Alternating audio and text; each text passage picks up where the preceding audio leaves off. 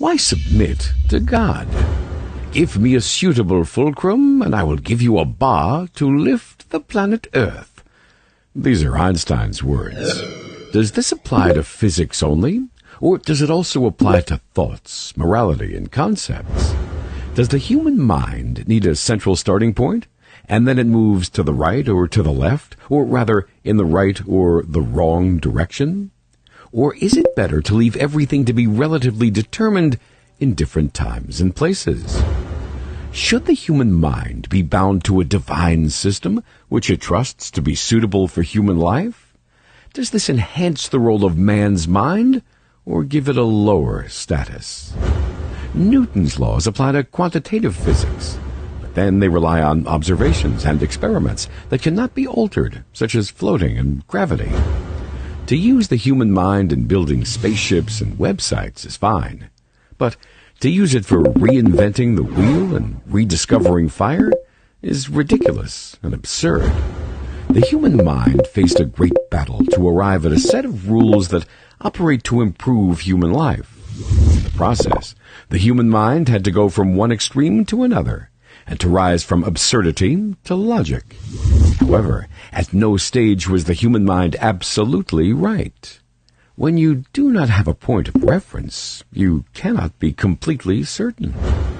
History proceeds like sea waves. What appears repugnant and prohibited at some place and time may be appealing and encouraged at others.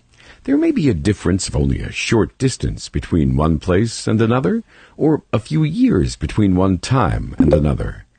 Every community considers its law to be the best and most appropriate. Only a few decades ago, black people were not allowed to use the same seats that the white people used in public transport in the United States. To use public toilets or water taps by a black person was a punishable offense and seen as repugnant by the great majority of white people. To advocate full equality between whites and blacks was to them sheer idiocy. Laws change with time and place. Without a clear standard of reference, how are we to distinguish right from wrong?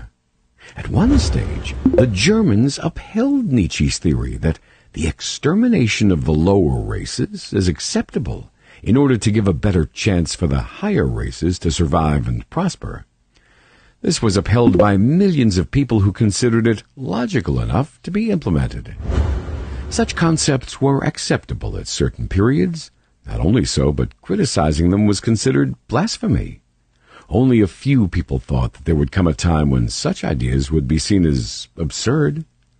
Do we today hold on to ideas that our children will think absurd?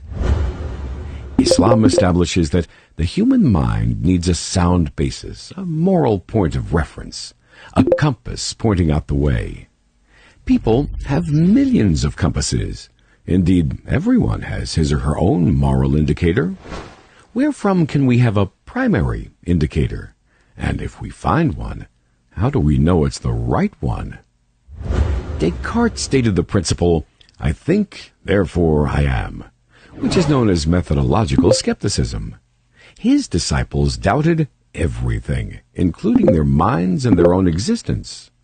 They should not be blamed, because when there is no central point of reference, how can we be absolutely sure?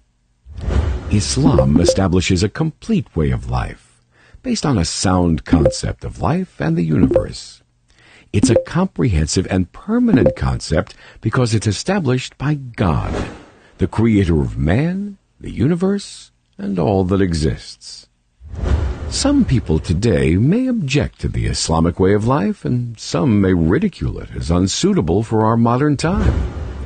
This is just as the white masters would have laughed when they were told that the only criterion that distinguishes people is their fear of God. They would have said, "You must be kidding. Is it not a backward religion that equates a monkey climbing a tree and a white Anglo-Saxon person?" They would have said that such a religion was unsuitable for their time. Likewise, the priests who wondered in 520 whether women were animals, Satans, or merely inferior humans would have laughed if they knew that Islam establishes the principle of complete equality of men and women. they would have said that it was a religion that did not suit their age. Should we ask which Islamic principle you find unsuited for your own age?